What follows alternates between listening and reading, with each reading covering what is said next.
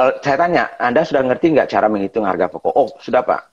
Oh, ya sudahnya itu cepat kan. Tapi begitu saya tanya, gali lagi, lihat mana faktanya, mana datanya segala macam. Masih ada yang meleset. Ada yang harusnya dimasukkan sebagai harga pokok, tapi ternyata tidak. Jangan-jangan begitu kita, loh kok nggak ada untung ya kita ya? Karena mungkin harga pokoknya salah. Dan mungkin hampir 75% meleset cara dia menghitungnya gitu. Pagi, Melisa. Halo, pagi Pak Budi. Apa kabar? Apa kabar Pak? Baik Pak. Oke, ini Melisa dari Bisnis ID sudah. Pagi Business Planner semuanya, thank you udah hadir. Seperti biasa nih dari kota-kota di Indonesia nih, Sabang sampai Merauke. Jadi setiap Senin dan Rabu kita ada sesi Business Q&A bersama Pak Budi Isman dan saya Melisa dari Business ID. Nah, Business ID sendiri adalah platform untuk kita belajar bisnis langsung dari expert di bidangnya. Salah satu panel expert kita adalah Pak Budi Isman. Nah, ada juga panel expert lainnya banyak banget yang akan sharing-sharing juga di Business ID. Mungkin teman-teman juga udah join yang waktu Business Forum. Nah, e-course pertama atau kelas online pertama di Business ID itu adalah SBM, Smart Business Map, versi 7.0 yang dibawakan langsung oleh Pak Budi Isman. Untuk teman-teman yang belum sempat mendaftar, segera daftar karena hari ini hari terakhir untuk daftar dengan harga pre-order 299.000. Kalau besok mau daftar masih bisa dengan harga normal di 600.000. Jadi kalau mau ambil harga pre-order hari ini segera. Dan akan masih banyak kelas lagi ya Pak ya di Business ID oleh expert-expert lainnya. Ya. Oke, nah kemudian di Business ID itu kita juga ada free program yang rutin kita lakukan. Jadi follow Business ID untuk tahu info lebih lanjutnya. Ada Business Q&A setiap Senin dan Rabu jam 8 sampai 9 pagi bersama Pak Budi Isman. Ada Business Mentoring setiap Sabtu bersama Pak Budi dan Pak Baskoro. Kemudian ada Business Forum juga. Jadi yang akan kita undang panel expert lainnya ya Pak ya untuk membahas topik-topik yang lagi trending nih. Nah, untuk Sabtu ini Business Forumnya, stay tune, lihat di IG Business ID, nanti kita akan share untuk panel expert yang akan kita undang ya Pak. Ya, dan yang terakhir ada Business CEO Talk, di mana kita mengundang seorang CEO untuk sharing dengan kita semua itu 1 kali setiap bulan. Jadi pantau terus IG-nya Business ID untuk ikutin program-program free tersebut. Ya. Oke. Oke, nanti mungkin sebelum akhir dari sesi ini, mungkin saya mungkin akan jelaskan sedikit soal Smart Business Map-nya, karena masih ada mungkin orang yang bertanya-tanya ya. Tapi ya nggak apa-apa, kita mulai aja dulu dengan tanya jawab yang sudah ada. Dan teman-teman yang ada pertanyaan juga boleh langsung dari sini. Oke, siap. Kita hari ini ada pertanyaan 10 pertanyaan nih Pak. Pertanyaan pertama dari Devir Hiska. Pertanyaannya sedikit panjang nih Pak. Jadi bisnisnya dalam makanan siap saji. Strategi yang harus saya tempuh untuk menentukan harga jual? Karena yang sekarang sudah menentukan harga jual, udah dengan harga sewajarnya, tapi ternyata lupa masukin biaya marketing. Jadi ketika memakai influencer, penjualan membludak, tapi untungnya tergerus oleh biaya marketing. Gitu. Jadi, tapi mau naikin harga juga takut. Gitu. Apalagi ternyata penjualan hanya membludak hanya beberapa minggu setelah menggunakan influencer. Selanjutnya penjualan sedikit menurun lagi. Bagaimana pendapat Pak Budi? Persoalan klasik. Jadi gini, mungkin untuk teman-teman yang selamat pagi semuanya ya. Jadi saya sapa lagi, selamat pagi semuanya. Assalamualaikum dan teman-teman, salam sejahtera untuk semuanya. Nah, dalam sesi tanya jawab yang rutin Senin dan Rabu ini, kebetulan Rabu jam 8 ya. Walaupun pertanyaannya itu datang dari banyak teman-teman yang mungkin berbeda bisnis, berbeda kategori, mungkin berbeda juga persoalan. Tapi saya berharap teman-teman yang hadir pagi ini itu mencatat juga ya, karena mungkin saja persoalan yang teman-teman tadi itu misalnya yang akan saya jawab yang pertama ini, itu mungkin saja terjadi juga di kita misalnya. Atau cara belajarnya adalah bagaimana cara persoalan yang tadi disampaikan, kemudian mungkin saya coba kasih pandangan-pandangan saya, lalu coba lihat lagi bisnis kita, mungkin nggak ada persoalan yang sama, atau aplikasi dari pertanyaan dan jawaban saya itu kira-kira bagaimana dengan bisnis saya, kan gitu ya. Jadi enak banget sebetulnya, makin banyak pertanyaan, karena pada prinsipnya kalau kita lihat di Smart Business Map itu akan berhubungan semua. Jadi saya yakin akan ada persoalan-persoalan yang mirip gitu. Nah, tinggal kayak bagaimana kita mengaplikasikannya. Oke, jadi jawabannya Devi ya tadi ya, Melissa ya.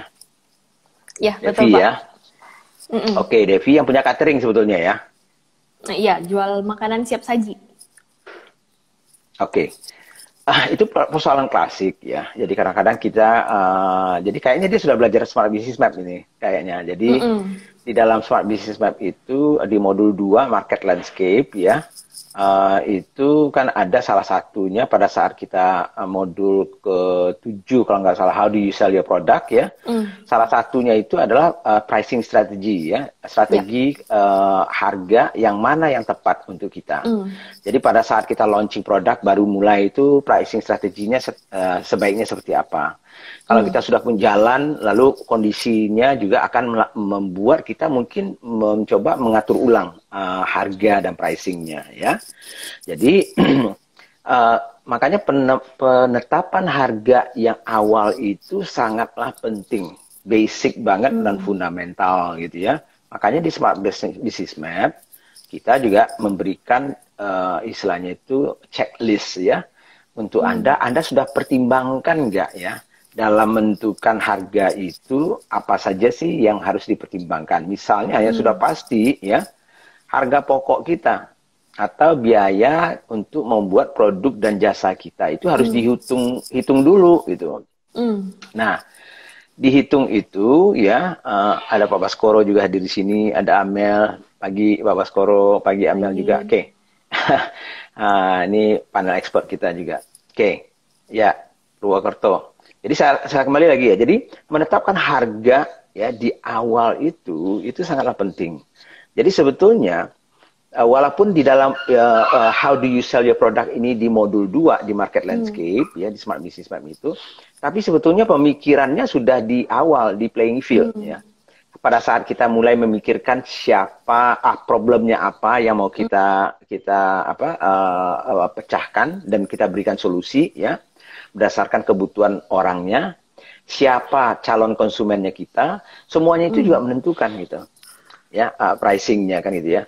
Jadi misalnya kenapa Rolls Royce mobil itu mahal sekali? Ya karena ya mungkin solusi yang dia berikan itu value-nya itu, perceived value-nya itu harus mahal misalnya ya. Kemudian walaupun harga mobilnya, harga pokok mobilnya pasti mahal dibandingkan mungkin mobil yang murah. Tapi ya perbedaan antara harga jualnya itu dengan harga pokoknya itu jauh banget sebetulnya kan ya. Tapi itu kan value yang diberikan. Nah, nanti belajar dari value creation-nya Pak Baskoro Hadi itu. Karena tidak identik juga harga pokoknya itu atau sama dengan harga kita gitu. Makanya kalau kita lihat misalnya tas Hermes, tas Louis Vuitton itu paling kalau harga buatan yang benar-benar harga pokoknya mungkin 5 juta juga nggak sampai itu kali. Tapi dia bisa jual 400 juta, 300 juta, 200 juta. Karena kalau perceived value atau nilai yang dipikirkan oleh si konsumen itu memang lebih tinggi dan sesuai dengan apa yang diharapkan dan dia butuhkan, maka harganya bisa lebih tinggi daripada harga pokoknya jauh kan gitu ya. Oke, jadi harga pokok itu penting ya. Itu pertama, karena ngapain kita mau jual produk rugi kan ya, nggak ada untung. Nah, tapi kan kebanyakan teman-teman biasanya cara membuat harganya itu buat cari harga pokoknya. Nah, itu pun dengan asumsinya mereka benar nih ngitung harga pokok. Tapi saya kadang ribuan kan banyak unsur tuh Pak, kayak ada listrik, ada apa yang direct gitu. Betul, jadi kalau saya udah 10 tahun ya, sejak pensiun itu membantu membina teman-teman entrepreneur sini. Saya tanya, Anda sudah ngerti nggak cara menghitung harga pokok? Oh, sudah Pak. Oh, nah sudahnya itu cepat kan. Tapi begitu saya tanya, gali lagi, lihat mana faktanya, mana datanya, segala macam. Masih ada yang meleset. Dan mungkin hampir 75% meleset cara dia menghitungnya gitu ya. Nah, sehingga kadang-kadang itu yang terjadi. Nah, ini yang terjadi juga seperti yang sekarang ini ya. Ah, tapi oke, harga pokok dulu ya, itu minimum. Jadi kalau harga pokok aja sudah nggak benar, misalnya salah ya, ada dua kemungkinan nih. Bisa salah sehingga sebetulnya ada yang harusnya dimasukkan sebagai harga pokok, tapi ternyata tidak. Sehingga waktu kita memberikan harga ke konsumen, jangan-jangan begitu kita, loh kok nggak ada untung ya kita ya. Yes. Karena mungkin harga pokoknya salah, kerendahan. Nah, ada kebalikannya juga. Malahan harga pokoknya karena salah, ketinggian. Sehingga nggak bisa bersaing. Itu juga persoalan juga kan gitu ya. Oke, jadi start dari harga pokoknya dulu nih. Nah, tapi setelah itu, setelah harga pokok kan ada biaya-biaya lain yang harus kita keluarkan gitu ya. Nah, misalnya, tadi itu cerita ada biaya marketing, ya, yang namanya operational expense, ya, biaya operasionalnya, termasuk biaya sales dan marketing. Bisa saja dipisah, ya, biaya sales marketing itu bisa juga termasuk di dalam biaya operasional. Nah, biasanya yang paling besar itu biaya operasional itu kan biaya fixed cost-nya, yang seperti orang biaya gaji, ya. Biaya listrik, ya, biaya listrik bukan di pabrik ya, atau bukan yang berhubungan dengan harga pokok, tapi biaya misalnya kantor, ya, biaya rental, biaya misalnya kalau kita pakai mobil ada depresiasinya, ya, mobil kantor maksudnya ya, lalu biaya marketing dan sales. Nah, kalau kita lupa memasukkan unsur itu, ya, maka ya salah juga mungkin. Nah, itu yang terjadi. Jadi kalau katakanlah misalnya harga pokoknya 50, ya. Kemudian ada kita tambah lagi dengan biaya operasional kita, misalnya katakanlah 20, berarti kan 70. Lalu kita masukkan unsur biaya sales dan marketing misalnya 10%, misalnya ya, contohnya ya. 10 misalnya. Jadi 50, 20 tambah 10. Jadi 80 toh. Nah, baru setelah itu belum ada untung tuh. Itu kan baru keluar biaya aja tuh. Nah, untungnya kita berapa maunya? Kira-kira kan gitulah kasarnya ya. Oh, kita katakanlah kita mau ada untung setelah kita keluarkan itu, misalnya katakanlah 25%. Ya, berarti kan ada penambahan di markup lagi 25%-nya ya.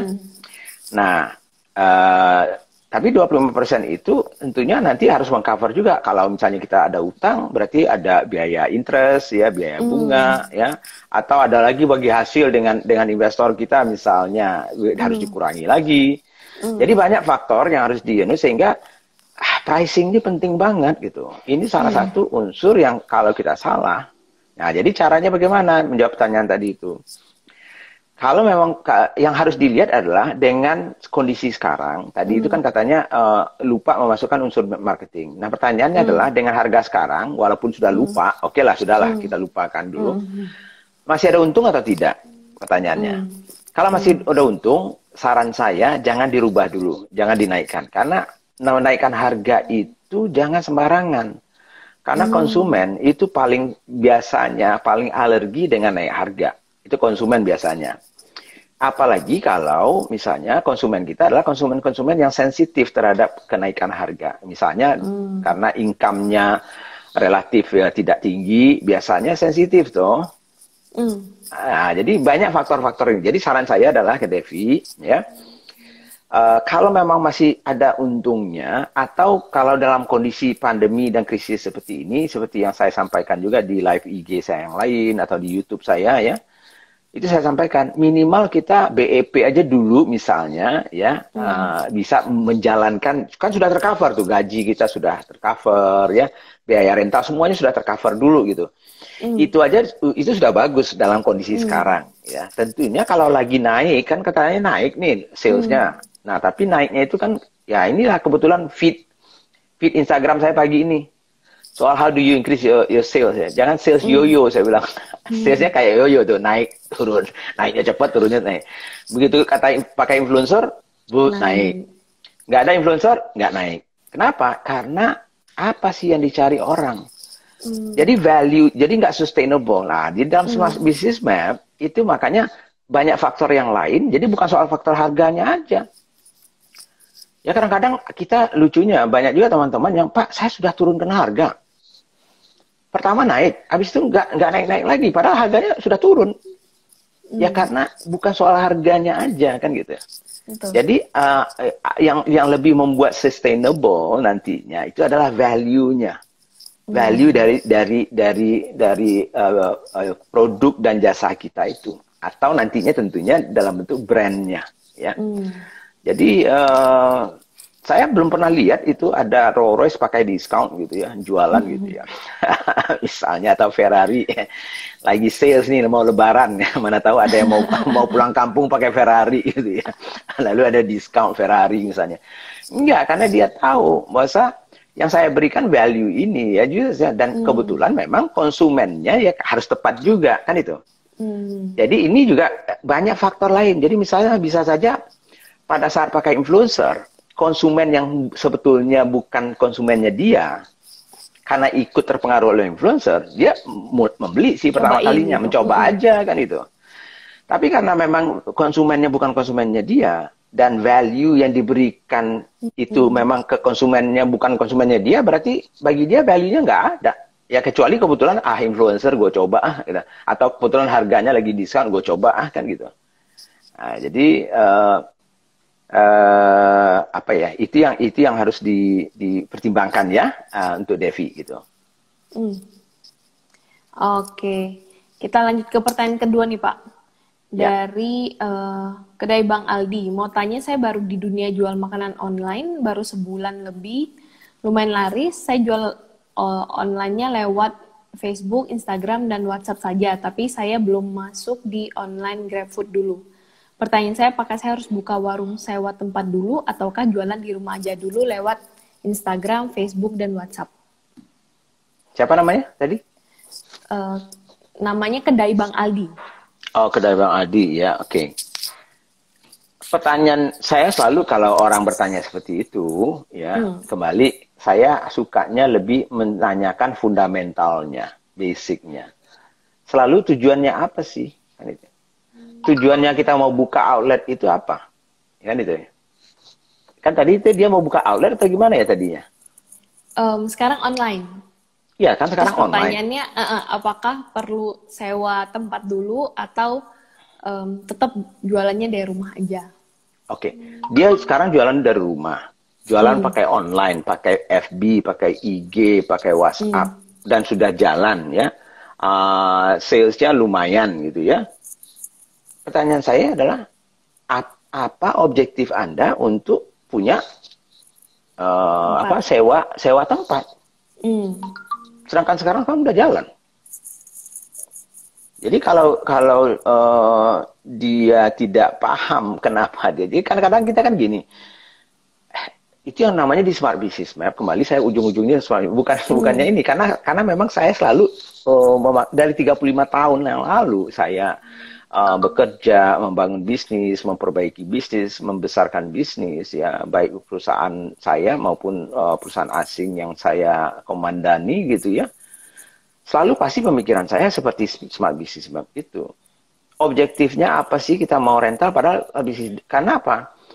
Karena istilahnya itu cara kita menjual, atau namanya itu channel distribusinya kita. Ya, itu kan channel distribusi sebetulnya, tempat orang membeli, ya, mau online atau offline.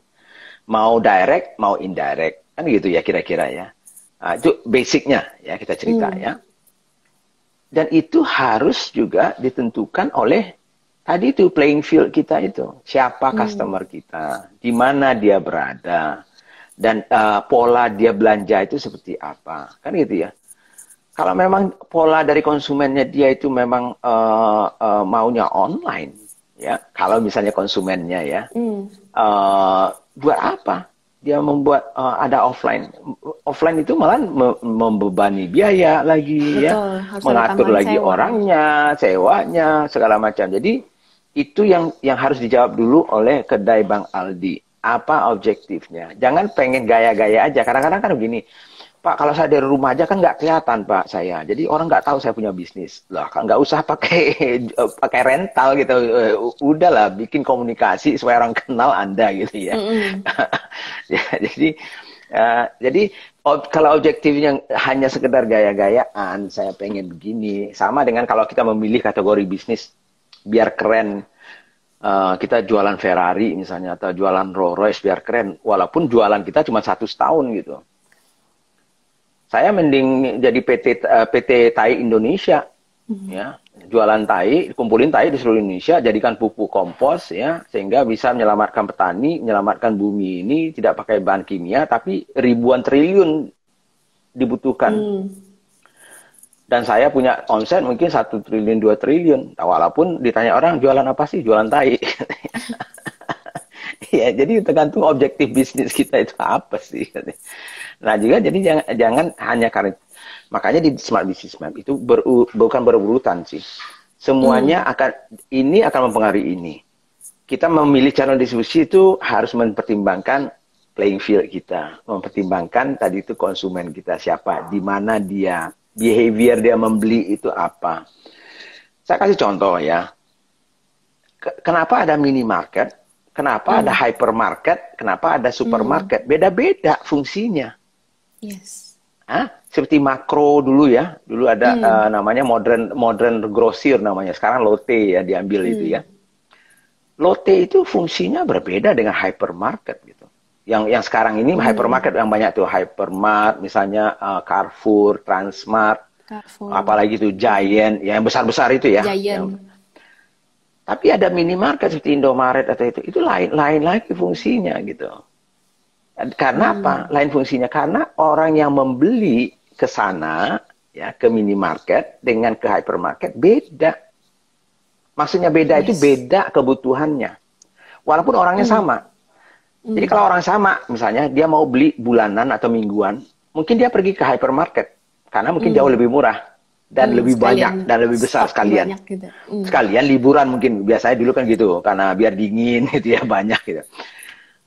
Tapi kenapa minimarket juga ada? Kenapa? Karena ya tadi itu, karena orang yang mungkin habis stoknya ya, tapi belum sempat beli ke hypermarket yang mingguannya. Jadi dia beli aja ketengannya sebiji gitu ya, tapi harganya mungkin sama, mungkin juga lebih mahal sedikit, tapi nggak apa-apa karena dia beli cuma 1 biji sase misalnya ya. Nah makanya di mana Indomaret itu dan Alfamaret itu di dekat dengan tempat orang tinggal. Betul. Dan jumlahnya banyak walaupun kecil karena fungsinya berbeda dengan hypermarket. Hypermarket bisa di pinggir kota tapi gede gitu ya. Orang bisa pergi situ atau di dalam kota tapi gede misalnya. Jadi channel distribusi yang tadi yang kita cerita itu, jadi harus tahu kita fungsinya apa, siapa konsumennya, atau minimal konsumennya ini belanjaan itu untuk apa fungsinya. Itu kira-kira. Ya. Oke, kita lanjut ke pertanyaan berikutnya Pak, dari Mbak Dewi Nurmaya. Oke. Pak Budi, saya punya catering dengan macam-macam menu. Apakah bisa dibilang betul kalau ingin meng-upskill salah satu produk yang laris atau digemari tanpa harus survei lagi? Oke. Kalau memang kita sudah menjalankan bisnisnya, ya harusnya kalau kita punya data, nah kembali gitu. Jadi kalau saran saya ke teman-teman ya, apapun bisnis Anda, mulai mendata customer-nya, mulai mengambil data-datanya. Ya, karena berdasarkan data inilah yang paling enak kita memperbaiki bisnis kita, atau mau membangun produk baru, atau mau merubah bisnis kita karena data, bukan karena asumsi dan perasaan. Ya. Nah, kalau di kasusnya Nurmaya ini, karena dia sudah jalan cateringnya dan dia sudah tahu misalnya menu ini yang paling laku selama 10 tahun ini, berarti itu kan sebetulnya sudah sama dengan survei itu. Ya kan, sudah bukti, tidak perlu lagi survei menurut saya kalau hanya pengen tahu yang mana yang paling laris.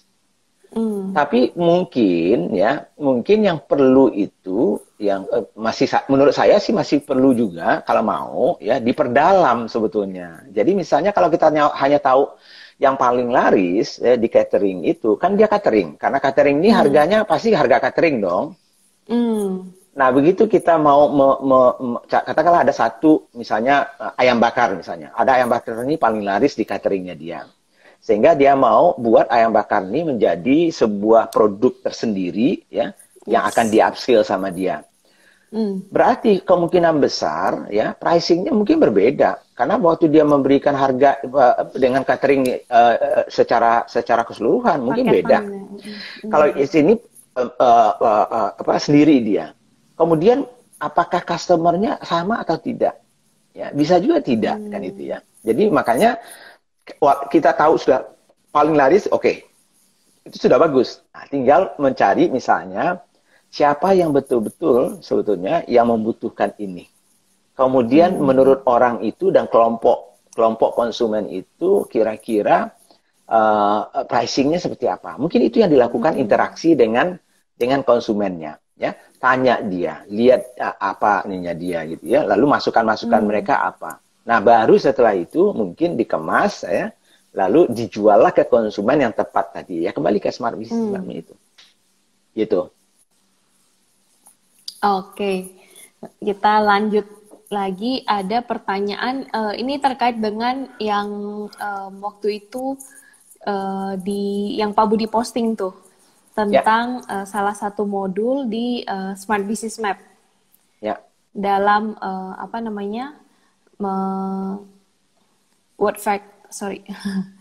yang how do you keep your customer? Oke. Ya. Nah, jadi ini dari Bakso Enak Grand Mutiara. Gimana kiat-kiat supaya customer menjadi loyal selain reward yang diberikan dan tentunya kualitas produk juga pelayanan pengiriman, Pak? Ya, jadi membuat customer loyal itu harusnya menjadi salah satu ujung dari perjalanan konsumen kita atau customer kita, ya. Jadi penting, ya. Tapi apa caranya? Jadi kembali saya katakan, tidak ada satu cara saja yang akan membuat customer kita loyal. Jadi salah sekali ya kalau kita hanya misalnya katakanlah ya, oh Pak saya sudah belajar nih, saya ikut workshop, saya belajar ini, saya pakai konsultan ini misalnya ya, untuk membuat program loyalty customer kita. Customer loyalty program kita, ya. Nah, lalu saya sudah memberikan reward, Pak. Nah, kok orang ini masih belum loyal juga? Padahal saya sudah kasih reward yang bagus-bagus segala macam. Nah, itu yang saya katakan tadi itu, mungkin reward itu hanya salah satu ya bagian yang harusnya terintegrasi untuk membuat customer kita loyal. Sebetulnya, ya, kalau mau jujur ya. Loyal customer itu sebetulnya yang paling penting nomor satu untuk dia itu adalah value-nya dia, value yang dia dapatkan dari produk dan jasa kita, ya kan itu.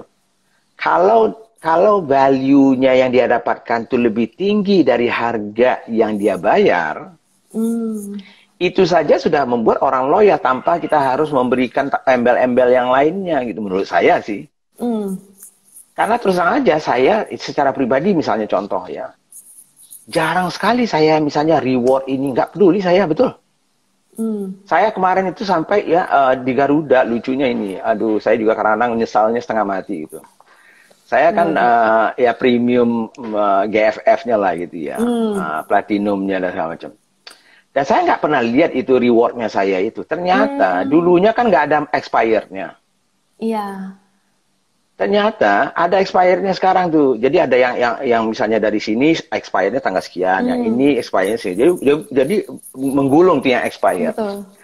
Saya pikir saya masih punya, banyak sekali saya punya dulu. Karena kan saya boleh dikatakan ya mungkin 75% saya terbang mungkin dengan Garuda ya. Jadi hangus saya 130.000 gitu. Poin saya. Itu saya sudah bisa ke Australia mungkin berapa kali itu? Mungkin 5 kali gitu ya. Saya bisa misalnya ke Europe misalnya itu sudah dengan dua orang dua kali. Jadi karena apa tadi itu? Saya nggak terlalu peduli soal itunya gitu. Ya kan itu. Apalagi kartu-kartu reward itu belum nggak banyak lah. Nah, saya nggak tahu ya. Mungkin agak beda dengan istri saya. Gitu ya. Tapi diam-diam aja jangan. Jadi maksud saya, jadi ada customer yang memang lebih rentan untuk memakai itu, ada juga yang tidak. Tapi memang harus tetap kita cari ya. Kembali sama dengan seperti uniqueness-nya kita di dalam Smart Business Map itu kita belajar market landscape Pertanyaan nomor 6. Kalau uniknya kita itu sekedar unik tapi tidak dibutuhkan oleh konsumen, buat apa kita mengeluarkan uniknya itu dan kita susah-susah payah? Sama dengan rewardnya ini juga. Kalau rewardnya ini yang tidak dibutuhkan oleh konsumen, jadi kita udah mengeluarkan uang buat rewardnya, belikan hadiah. Tapi bagi konsumen itu nggak ada artinya. Malah nilai dari reward gitu ya, itu, iya, celaka kan. Nah, jadi misalnya gini, saya kasih lagi contoh. Saya waktu pengalaman saya di Danone ya dan di SGM dulu. Pada saat kita mau buatkan promosi ya, biasanya salah satu syaratnya saya mau mengeluarkan promosi itu melakukan research ya, melakukan penelitian. Jadi misalnya mereka mau memberikan hadiah. Jadi katakanlah misalnya sekarang ini saya bundle ya produk SGM-nya misalnya beli 2 box yang 900 gram dapat hadiah. Nah, pertanyaannya hadiah yang mana yang paling menarik ya? Supaya orang mau membeli 2 boxnya itu daripada hanya 1. Nah, caranya saya adalah harus dilakukan research. Jadi carikan, jadi kita pikirkan dulu konsumen kita siapa, orangnya apa, profilnya apa, kira-kira minatnya seperti apa, ya. Kemudian tentunya harus sinkron dengan brandnya kita, brand DNA-nya kita, brand value-nya, ya. Nah, lalu kita buatkan opsi, misalnya ada 10 macam hadiah yang kita mau berikan. Nah, harganya kita patoklah, katakan kita mau mengeluarkan budget, katakanlah satu hadiah itu 10.000 misalnya ya. Jadi nilainya, jadi carilah hadiah yang pokoknya maksimum 10.000. Tapi harus sinkron dengan brand value-nya kita, kemudian harus sinkron dengan profil konsumen kita. Oke, nah dapat nih 10 macam. Nah 10 macam itu saya akan tes, saya minta tim marketing saya tes, tes ke market ya, untuk melihat yang mana yang paling berguna dan paling dinilai paling bernilai, paling tinggi perceived value-nya ya. Kan harganya 10.000 tuh harga hadiahnya. Ah, nanti kita skor itu. Nah, jadi kita tanya misalnya ke konsumennya, kalau mereka nggak tahu itu harganya berapa. Lalu pertama dari 10 itu yang mana yang paling menurut Anda yang paling menarik untuk Anda kalau dikasih hadiah? Oh, katakanlah tinggal 2. Ya, jadi misalnya 1 CD, misalnya CD education misalnya. Satu lagi piring misalnya, ya, ini contohnya aja. Nah, dari situ kita tanya lagi kan, dari 2 itu, menurut Anda piring itu nilainya udah bagi Anda berapa? Kalau dirupiahkan. Lalu CD education ini nilainya berapa menurut Anda? Nilainya untuk dia ya, bukan nilai, bukan harga belinya gitu ya, bukan nilai untuk mereka. Lalu CD itu dibilang sama dia, oh kalau CD itu nilainya 50.000 untuk dia. Oke, kalau piring itu, kalau piring itu 5.000. Beda toh? Pertama biayanya sama, piring 10.000, CD 10.000. Tapi bagi konsumen ya, di mata dia harga CD education itu 50.000. Karena dia juga nggak tahu harganya berapa, tapi perceived value-nya 50.000, sedangkan piring bagi mereka cuma 5.000. Walaupun piringnya bagus, tapi bagi mereka ya saya nggak butuh piring sih ya paling banyak sih piring yang harga 5.000, 3.000 sebiji kan itu misalnya. Nah artinya apa? Perceived value yang paling tinggi lah yang akan saya pakai sebagai reward-nya. Jadi investasi saya 10.000, hasil saya 50.000 sebetulnya. Itu baru return on investment-nya. Keren. Tapi saya mengeluarkan beli piring 10.000, tapi bagi konsumen, alah itu cuma 5.000 sebetulnya. Jadi return on investment saya minus jadinya. Nah itu kira-kira ya cara berpikirnya gitu ya. Jadi sama dengan reward juga begitu. Nah, dan ingat kembali reward itu harusnya hanya menjadi sebagian dari cara kita membangun customer yang loyal. Kalau jelek, kalau produk kita jelek, mau dikasih reward loyalty program apapun, nggak loyal dia. Kalau value-nya nggak sama dengan apa yang mereka dapatkan, nggak akan loyal dia. Kalau service kita nggak bagus, nggak akan loyal dia. Ya. Jadi bukan hanya reward-nya yang jadi persoalan, bukan hanya program loyalty-nya, cuman harus terintegrasi. Itulah yang makanya di dalam modul di SBM kita itu, di market landscape itu kan pertanyaan nomor 9 ya, how do you keep your customer gitu.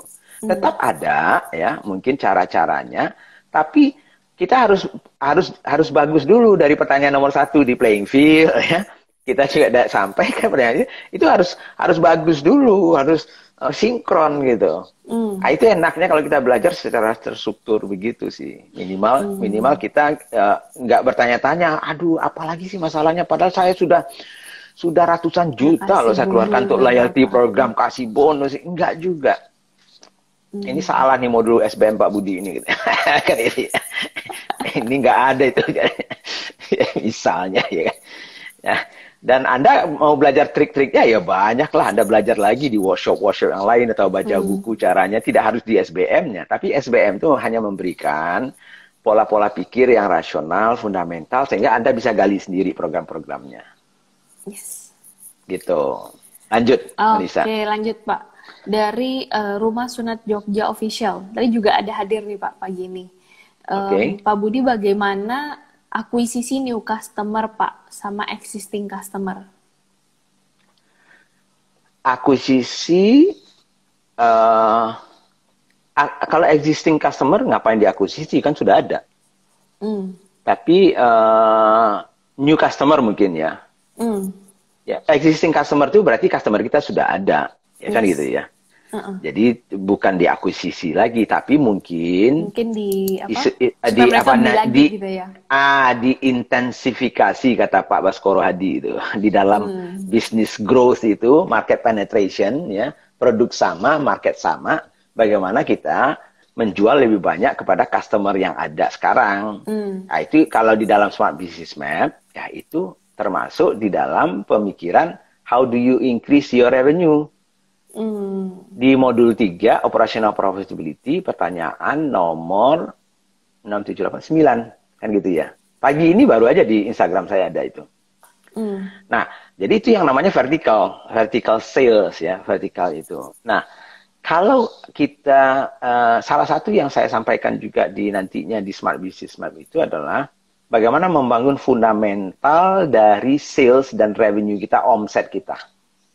Karena kejadian omset yang yo-yo itu, yang naik turun, pertama untuk kita nggak bagus. Yang kedua, kalaupun kita mau cari investor nantinya, atau kita mau dilihat bank nantinya misalnya, ya, maka mereka tidak akan suka omset yang bulan pertama, wow, habis itu bulan kedua turun, wow, gitu turun, wow, jadi repot kan itu ya. Nah, jadi kita harus membangun fundamentalnya kembali, ya. Jadi fondasinya, nah salah satu fondasinya itu adalah customer base kita. Nah customer base ini yang mungkin disampaikan oleh Rumah Sunat Jogja ini, berarti Anda harus ya, salah satu tugasnya kita dalam membangun fundamental dari revenue kita, itu adalah kelebaran dan kedalaman dari customer base kita. Nah, jadi akuisisi customer baru itu membangun kelebaran dari customer base kita. Nah, caranya bagaimana? Ya, tadi itu sebetulnya mirip ya dengan awalnya customer journey kita atau perjalanan konsumer kita. Ya, tentunya kalau customer baru itu tidak tahu siapa kita, berarti harus kita kasih tahu dong. Berarti ada komunikasi. Komunikasinya lewat apa? Terserah, ya.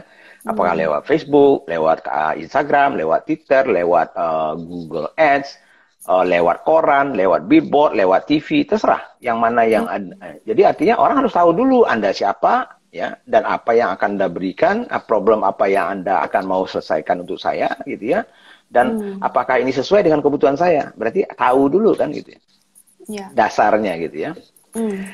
Nah setelah itu baru kalau sudah tahu tentunya menarik nggak ini untuk mereka, sesuai nggak dengan value-nya mereka. Nah, cara mereka menarik mereka untuk mau mencoba, apa yang harus kita lakukan? Nah, itu yang kadang-kadang kita namakan promosi, ya. Kita berikan mereka misalnya voucher atau buy one get one free, dan untuk mencoba dulu, kan gitu ya. Nah, sebab nggak mungkin kita mengakuisisi customer baru tanpa mereka mau mencobanya. Ya namanya nggak customer dong kalau begitu.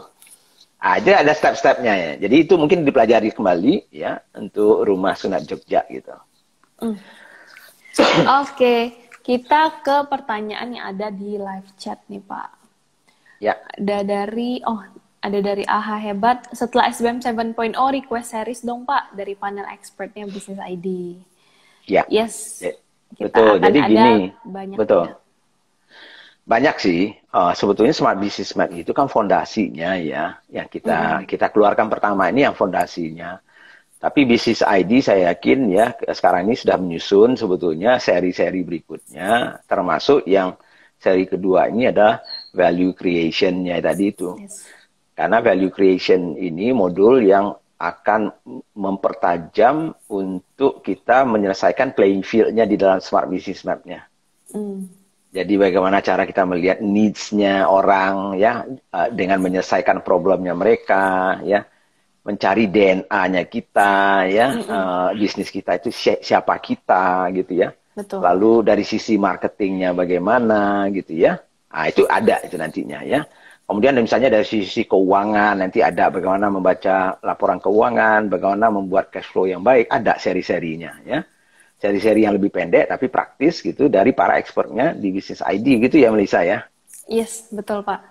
Jadi teman-teman kita mulai dengan fondasinya dulu, nanti untuk penajamannya ada masing-masing kelasnya tergantung dengan kebutuhannya teman-teman gitu. Betul, betul sekali. Oke, kita ke pertanyaan dari Firdi.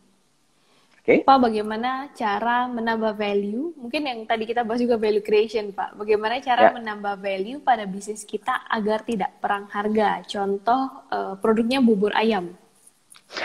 Ya. Ya itu, bubur ayam itu kebanyakan komoditi kan. Karena nanti belajar lebih dalam ya dengan Pak Baskoro Hadi gitu ya di modul value creation-nya. Atau sekarang pantengin aja tuh Instagramnya Pak Baskoro Hadi. Beliau kan di situ banyak kok Instagram live-nya ada. Kemudian juga di posting-postingnya beliau soal itu ada juga ya. Jadi gini, kembali kalau kita lihat secara umum ya, saya juga sering itu pagi-pagi hari Minggu saya jalan itu, banyak sekali bubur ayam, ya bubur ayam di mana-mana di gerobak 1, 2, 3.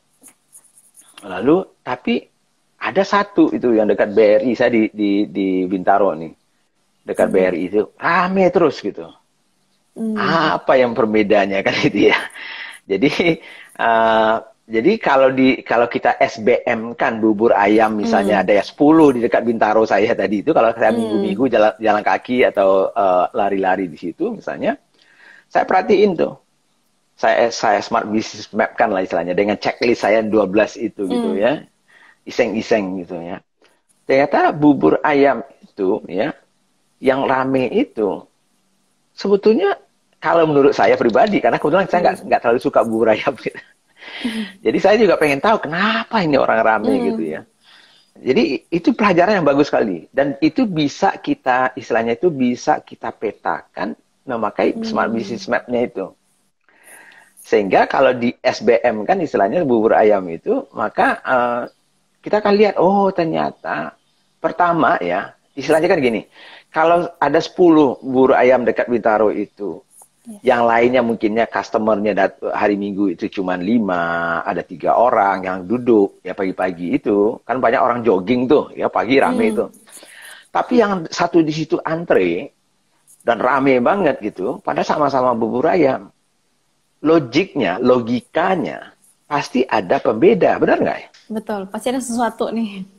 Ada sesuatu yang berbeda, maksud saya, dengan yang sepi itu. Nah, makanya di dalam modul market landscape itu, ya kan itu ya, why do people choose you?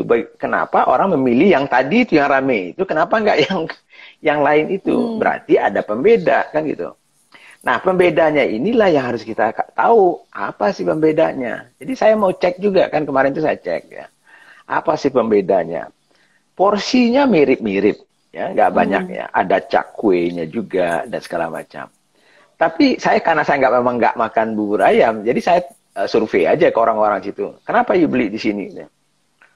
Lain Pak rasanya. Apa sih rasanya? Bubur kan sama-sama bubur menurut saya ya. Artinya, yang paling mungkin membedakan itu mungkin misalnya ya secara umum mungkin cakwenya, mungkin ayamnya, apakah ada bumbu khususnya. Ternyata kalau yang lain-lain itu ya, pertama yang namanya buburnya itu ya sama lah, ya paling dikasih garam sedikit gitu ya. Tapi ternyata pembedanya itu adalah ada kuahnya yang berbeda, ya, yang unik gitu. Cakwenya, kalau saya cakwe bagi saya sih ya apa sih? Ya biasa aja, hambar, ada rasa asinnya dan segala macam ya. Ayam menurut saya juga, tapi ada ingredient satunya, ya misalnya ya. Nah, tapi saya bilang, kenapa hanya ingredient itu saja? Ya kan itu ya. Ternyata bukan hanya ingredient itu saja. Harganya dibandingkan dengan, itu yang tadi itu perceived value-nya. Ya. Dari cara dia memberikan servis gitu ya, dari kebersihannya, dan ada uniknya dia dari sisi rasanya ya, jadi ada prosesnya, bukan proses ya, mungkin bahannya saya nggak tahu ya. Nah, sehingga dari mulut ke mulut orang itu akan mengatakan, oh itu beda loh dengan yang ini. Nah, tapi lama-lama ada faktor lain yang sehingga di total faktor yang lain itu, sehingga dengan harga misalnya satu piringnya misalnya 15.000 itu, nilainya bagi customer itu mungkin nilainya 25.000. Sedangkan yang bubur ayam yang lain, yang harganya sama-sama 15.000, harganya juga 15.000 nilainya bagi mereka. Pas-pasan gitu. Nilainya sama dengan value-nya. Bagus, itu minimum kan gitu. Tapi yang paling laku itu pasti yang nilainya, value-nya, perceived value-nya lebih tinggi dibandingkan harga yang mereka harus beli. Nah, jadi itu sih yang saya lihat gitu ya. Paling enak itu bisa tuh di SBM kan istilahnya. Checklistnya ada, apalagi sih bagaimana membuat customer tuh loyal. Nah, salah satu yang membuat orang tuh rame adalah konsistensi. Saya tanya lagi tuh. Sedangkan yang lain, jadi memang sejak kalau nggak salah saya pindah ke sektor yang di sini itu sudah hampir 3 tahun. Dari 3 tahun yang lalu, dia setiap minggu pasti ada di tempat yang sama, jam yang sama, bukanya persis.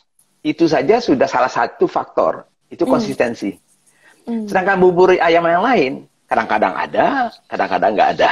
Jadi saya bingung juga yang mana ini. Jadi itu salah satu aja faktor juga yang membuat itu kan itu ya. Jadi contoh-contoh yang kadang-kadang simple gitu ya. Yang tidak perlu pakai uang, nggak perlu pakai ini, bagaimana kita membangun value kita, bagaimana kita membangun misalnya konsistensinya kita. Dan itu kalau ditanya orang, Pak, bagaimana saya meningkatkan penjualan? Ya salah satunya seperti itu.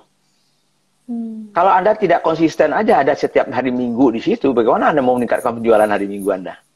Ya kadang-kadang Anda ada, kadang-kadang enggak. Kadang-kadang Anda buka jam 8, kadang-kadang buka jam 12. Jadi orang akhirnya ya mau pengen makan jam 8, tapi sekarang itu, di daerah saya itu, selalu dari mulut-mulut, kalau mau cari pagi-pagi, Anda jogging ya, bubur ayam yang sudah pasti ada itu, dan itu yang paling enak. Apa sih digituin gitu? Karena orang sudah tahu, setiap minggu ada itu, terus. Walaupun dia tidak komunikasi pakai Instagram, tidak ada. Cuman orang dengan orang itu, konsep dasarnya sama. Yes. Gitu. Oke, keren nih Pak. Ada pertanyaan dari Adi tadi Pak. Untuk mengikuti SBM di tanggal 20 Juni nanti, apa yang perlu kita persiapkan? Nggak perlu apa-apa, siapkan. Jadi mungkin saya jelaskan sedikit ya. Smart Business Map ini adalah modul perdananya Business ID. Ya. Banyak lagi modul-modul pelajaran bisnis yang lain.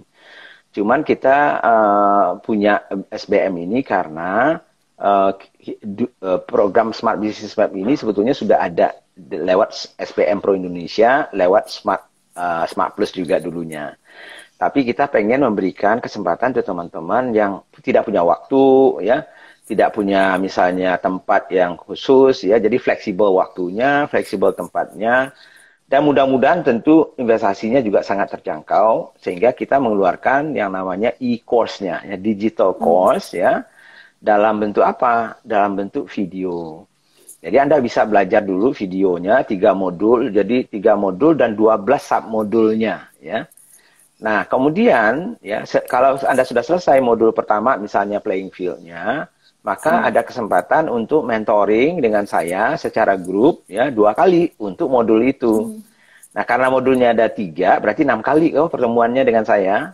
Ya. Nah, dari situ, jadi setelah Anda belajar playing field misalnya, ya, berarti ada 5 modul di situ, di playing field itu. Nah, baru kita ada sesi mentoringnya. Lalu mungkin bisa kita bertanya kalau ada yang kurang jelas bagaimana, kalau studi kasusnya seperti apa misalnya ya. Kemudian diselesaikan PR-PR-nya dan itunya. Jadi kalau ditanya apa yang harus dipersiapkan, siapkan aja mentalnya. Siapkan saja kemauannya untuk belajar. Ya udah, nanti modulnya sudah bisa diakses, silakan akses. Begitu sudah selesai, nanti ada schedule-nya minggu depannya sudah mentoring pertamanya dengan saya. Gitu. Jadi nggak clear ya. Jadi ini bukan live Zoom di videonya. Pelajari dulu videonya ya, di basic-basicnya, baru nanti pakai live Zoom untuk mentoringnya. Ya, 6 kali ya, berarti 3 modul, 6, berarti 2 kali setiap modul. Iya, betul sekali. Oke, kita ada ke pertanyaan dari Ujang Wardiansyah. Pak Budi fokus Ya. pengembangan brand atau sistem dulu, Pak? Jadi dalam bisnis itu tidak ada yang persis seperti ini harus ini dulu, ini harus ini. Dua-duanya itu penting. Karena kalau kita cerita brand, ya nanti Anda pelajari ya, banyak guru-guru brand yang Anda bisa pelajari dan mudah-mudahan kita juga akan ada tentunya modul-modul brandnya nantinya di sini ya, yang lebih detail ya. Tapi pada prinsipnya di awal Anda membangun bisnis, harusnya unsur brand itu sudah mulai Anda pikirkan. Ya karena kalau tidak ya, maka nantinya lebih sulit Anda, istilahnya itu Anda sudah terlanjur pergi misalnya katakanlah ke Semarang, Anda pikir mau ke Surabaya, tiba-tiba Anda mau ke Medan gitu. Ya bisa juga sih balik arah, cuman ya sudah lebih repot, lebih lama, biayanya juga mahal, kan gitu ya. Jadi saran saya adalah, kalau saya punya membuat bisnis, ya salah satu yang pertama saya pikirkan adalah ya brandnya. Dan brand itu kan tidak harus memikirkan brand itu ruwet. Enggak. Mulai dari misalnya ya, nama saja itu sebetulnya unsur dari brand kan itu. Walaupun nama itu bukan brand, tapi maksudnya itu starting point itu saja. Memikirkan nama apa produk kita, nama apa perusahaan kita itu aja sebetulnya sudah unsur dari memikirkan brandnya kita. Ya. Kemudian misalnya value yang akan kita berikan atau solusi yang akan kita berikan kepada konsumen yang mana ya. Lalu bagaimana caranya kita akan berbeda dengan customer yang lain di mata konsumen kita, itu aja sebetulnya unsur-unsur brand yang kita pikirkan. Jadi kalau dilihat dari modul SBM Smart Business Map itu, playing field itu banyak sekali unsur brand sudah harus masuk di situ. Makanya di dalam Smart Business Map kita tidak ada satu modul khusus seolah-olah seperti brand, karena brand itu mencakup semuanya gitu. Di pertanyaan nomor terakhir, misalnya nomor 12, how do you develop your team, ya? Bagaimana Anda membangun tim Anda? Itu sebetulnya termasuk juga unsur brand, ya. Walaupun tidak dalam brand yang biasa kita dengar. Karena tim Anda adalah representasi dari Anda. Tim Anda adalah representasi dari bisnis Anda. Dan kalau tim Anda rusak, ya brand Anda juga bisa rusak. Iya kan, betul nggak? Katanya misalnya, katakanlah misalnya gini, Garuda katanya fokusnya adalah di servis dan kualitas, servisnya dia. Tiba-tiba pramugarinya brengsek semua timnya. Ya rusak dong brandnya, kan itu contohnya ya simple aja gitu. Jadi makanya di dalam Smart Business Map kita tidak, kenapa sih Pak Udi nggak ada belajar brand khusus? Jadi banyak juga yang tanya gitu. Karena saya tidak membuat struktur dari pembelajaran itu sebetulnya, karena unsur brand itu sebetulnya dari awal sampai akhir itu sebetulnya sudah harus dipikirkan. Ya harus masuk unsurnya, tapi walaupun tentunya kalau Anda misalnya belajar dari Pak Subiakto, misalnya Pak Mas Koro Hadi, ya Mas Dodi, Yuswo Hadi, Hermawan dan segala macamnya itu ya. Ya silakan, itu Anda memfokuskan diri betul-betul brand building yang istilahnya saya itu lebih teknisnya. Saya kan lebih melihatnya lebih unsur holistiknya. Makanya SBM itu adalah fondasinya dulu. Nah, tapi harus diperdalam. Gitu. Oke, sekarang udah jam 8.59 nih Pak. Jadi kalau saya lihat ada 3 pertanyaan. Udah ada masuk sekitar 6 pertanyaan. Untuk Ya, pertanyaan-pertanyaan yang belum sempat kita bahas, itu kita ya, akan jawab di Bisnis Q&A hari Senin ya Pak ya? yes, yes. Mm-mm. Jadi kita coba jawab ya. Jadi mohon maaf teman-teman juga ya, karena waktu kita juga terbatas gitu ya. Tapi pantengin ya, share, like ya, tag teman-teman yang suka dengan sesi kita ini. Kalau nggak suka saya Mm-mm. berhentiin gitu ya. Saya nggak usah aja. Ngapain capek-capek saya jam 8 pagi 2 kali seminggu. Kalau teman-teman ya merasa ini nggak bermanfaat ya sudahlah saya Mm. saya ini kan aja. Tapi yang belum sempat dijawab kita coba jawab di tanggal hari Senin, setiap hari Senin Rabu. Tanggal, Dan ya. kalau kebetulan Anda beruntung dapat ikut mentoring yang hari Sabtunya, ya silahkan ditanya juga di situ juga boleh. Oke? Ya. Itu waktu kita sudah Oke, habis. thank you teman-teman Businesspreneurs hari ini. Iya, thank you semuanya bisa join juga live malam ini Pak Budi bersama Aksoro ya Pak ya. Yes. Malam Mm-mm. ini pantengin ya. Oke, terima kasih semua teman-teman ya. Selamat pagi. Thank you Assalamualaikum pagi. warahmatullahi Thank you Pak wabarakatuh. Budi. Ya, sama-sama Melisa.